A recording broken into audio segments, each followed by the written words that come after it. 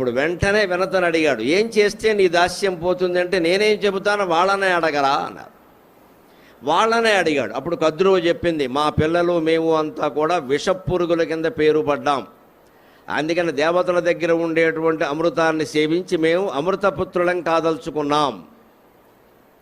ఆ అమృతాన్ని నువ్వు తెచ్చి మాకిస్తే నీ తల్లిని దాస్య విముక్తురాలని చేస్తామన్నారు. అంతే. ఆ మాట వినగానే గరుత్మంతుడు విజృంభించాడు. నన్నయ్య గారు చెబుతున్నాడు ఆంధ్ర మహాభారతంలో ఏ రకంగా విజృంభించాడు అన్నది. ఆయన ఆతత పక్షాలు రెక్కలు ఇలా చాచాటే సరిగ్గా వెనకాల ఆ రెక్కలు చాచి ఉన్నట్టే. దానికి ఆ రెక్కలు ఇలా చాచేసరికి జరిగిన పరిణామం ఏమిటి, దాంతో ఒక్కసారి ఇలా అన్నట్ట, ఘూర్ణిత వ్రాతమకార్ణ ఉండు. దాంతో మొత్తం సప్త సముద్రాలు కదిలిపోయాట. అంతటి శక్తి కలిగిన వాడు గరుత్మంతుడు.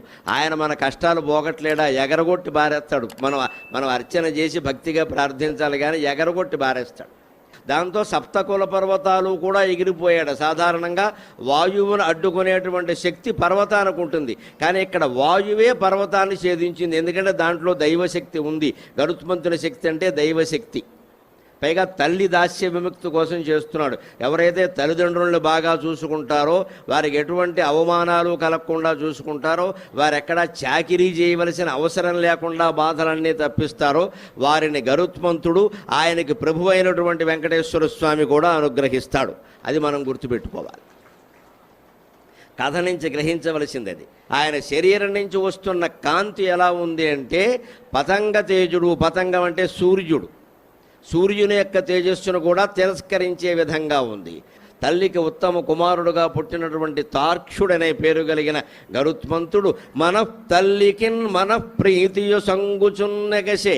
తల్లి చాలా సంతోషించే విధంగా ఒక్కసారి, అమ్మా నాకు మూల కారణం చెప్పావు, అమృతాన్ని తీసుకొస్తాను, నాగులకిస్తాను, నిన్ను దాస్య విముక్తురాలను చేస్తాను, ఈ క్షణమే బయలుదేరుతున్నాను. మంచి పనికి ముహూర్తంతో పని లేదు, చెడ్డ పనికి ముహూర్తం వల్ల ఉపయోగం లేదు. చెడ్డ పని చేసేవాడు కూడా ముహూర్తం చూడడు, మంచి పని అయితే ముహూర్తం అవసరం లేదు.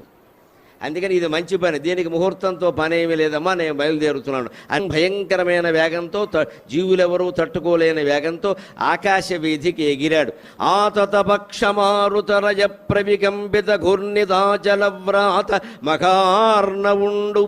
ఆతతపక్షమారుతరజ ప్రవికంపిత ఘూర్ణితాచలవ్రాత మకార్ణవుండు.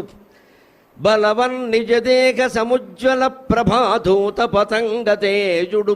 బలవన్నిజదేహ సముజ్వల ప్రభాధూత పతంగ తేజుడు.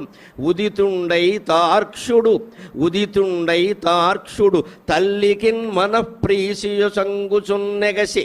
తల్లికిన్ మనఃప్రీతియు సంగుచున్నెగసి. భీమజవంబున అభ్రవీధికిన్.